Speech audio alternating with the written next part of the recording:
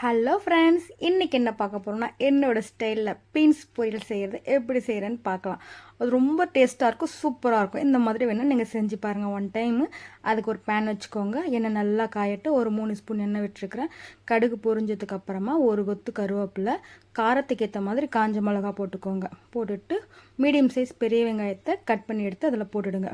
போட்டுட்டு ஒரு 2 நிமிஷம் வதக்கிட்டு அதிலே ஒரு 2 டேபிள் ஸ்பூன் பாசிப்பருப்பு போட்டுடுங்க. போட்டுட்டு எண்ணெயிலே ஒரு 2 நிமிஷம் நல்லா வதக்கிடுங்க. வெங்காயம் கண்ணாடி பதத்துக்கு வர அளவுக்கு நம்ம பருப்போடு சேர்த்து அதை வதக்குறோம். இந்த அளவுக்கு நல்லா வதங்கினதுக்கு அப்புறமா தான் நம்ம காய் போடணும். பார்த்திங்களா, நல்லா வதங்கி வந்துடுச்சு. இப்போ நம்ம பீன்ஸ் கட் பண்ணி வச்சுருக்கோம் இல்லைங்களா, அதை இதில் போட்டுடுங்க. போட்டுட்டு எண்ணெயிலே நல்லா கலந்து விடுங்க. வேகட்டும் எண்ணெயிலே. பாருங்கள், நல்லா கலந்து விட்டுடுங்க.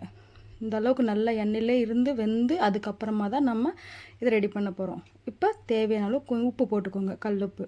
இதுக்கு எவ்வளோ தேவையோ அந்த அளவுக்கு உப்பு போட்டுடுங்க. போட்டுட்டு நான் 2 டம்ளர் தண்ணி விட்டுருக்கேன்.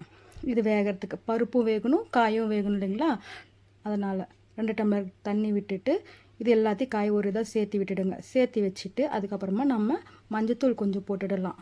போட்டுட்டு இதை மூடி வச்சிடலாம். நல்லா வேகட்டும் காய்.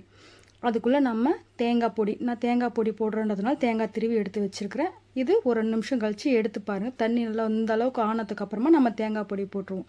தேங்காய் பொடி போடும்போது கரண்ட் ஆஃப் ஆகிடுச்சு, அதனால் எடுக்க முடியல. தேங்காய் பொடி போட்டுட்டு தண்ணி இந்த அளவுக்கு இருக்கும்போது தேங்காய் போட்டுட்டு ஒரு 2 நிமிஷம் மூடி வச்சிடலாம். இப்போ தண்ணி நல்லா சுண்டட்டும். தண்ணி நல்லா சுண்டதுக்கு அப்புறமா எடுத்து பாருங்கள். அவ்வளோதான், பீன்ஸ் பொரியல் ரெடி ஆகிடுச்சு. ரொம்ப ஈஸியாக இருக்கும், டேஸ்ட்டு செம்மையாக இருக்கும். தேங்காய் பூவும் அப்புறமா பாசிப்பருப்பு இதெல்லாம் போட்டு செய்கிறதுனால வேணும்னா ஒன் டைம் செஞ்சு பார்த்துட்டு எப்படி இருந்தது கமெண்ட் பாக்ஸில் போடுங்க. அவ்வளோதான், பீன்ஸ் பொரியல் ரெடி ஆகிடுச்சு.